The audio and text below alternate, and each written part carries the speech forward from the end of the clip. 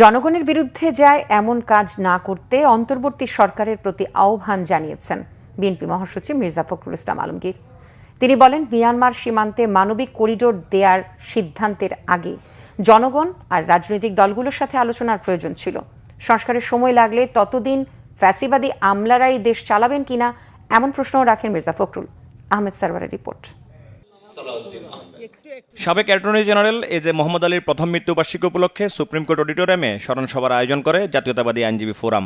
সেখানে এজে মোহাম্মদ আলীর দীর্ঘদিনের সহকর্মী ছাড়াও অংশ নেন বিএনপি মহাসচিব সহ দলটির সিনিয়র নেতারা। আলোচনা শুরুতে ফ্যাসিস্ট হাসিনা বিরোধী আন্দোলনে এজে মোহাম্মদ আলীর অবদান স্মরণ করেন বিএনপি মহাসচিব। বলেন, তার চলে যাওয়া অপরিণীয় ক্ষতি। সংস্কার আর নির্বাচন নিয়ে অন্তর্বর্তী সরকারের নানা কর্মকাণ্ডের সমালোচনা করেন বিএনপি মহাসচিব। বলেন, জনগণের ক্ষমতায়নের জন্যই নির্বাচন চায় বিএনপি। অনেকে বলছে যে আগে সংস্কার হবে তারপরে নির্বাচন। তো সংস্কার তো একটা চলমান প্রক্রিয়া। সংস্কার করে হতে হতে আপনার 5 বছর 10 বছরও লাগতে পারে, এটা তো চলমান। তাহলে নির্বাচন 10 বছর হবে না। আর এই 10 বছর কি ওই ফ্যাসিবাদী আমলাদের হাতেই দেশ চলবে? এখন তো আমরা ফ্যাসিবাদী আমলাদের দ্বারাই পরিচালিত হচ্ছি। সেক্রেটারিয়েটে আমলারা 90% আমরা ফ্যাসিবাদের দোষর। সবচেয়ে করুণ অবস্থা বোধহয় শিক্ষাঙ্গনে, ইউনিভার্সিটিগুলোতে আমরা সবাই রাজা, আমাদের এই রাজা রাজত্ব। আজকে সেখানে ডিসিপ্লিন বলতে কোনো কিছু নেই।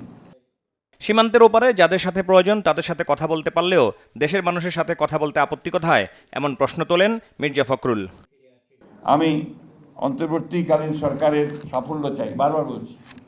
আমরাই তাদেরকে বসিয়েছি, কিন্তু এমন কোনো কাজ করবেন না যা জাতির বিরুদ্ধে যাবে, বাংলাদেশের মানুষের বিরুদ্ধে যাবে।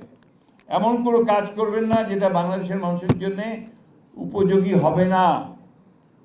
আজকে এমন কাজ করছেন যে বাংলাদেশের মানুষ কিছুই জানে না।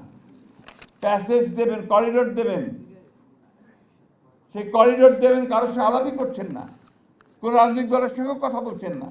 এখানে কিছু পণ্ডিত, আপনার একাডেমিশিয়ানস সবাইকে বসে যদি মনে করেন যে ইম্পোজ করে দিতে পারবেন কোনো কিছু যেটা এই দেশের মানুষের পক্ষে যাবে না, সেটা কোনো দিনই করতে পারবেন না।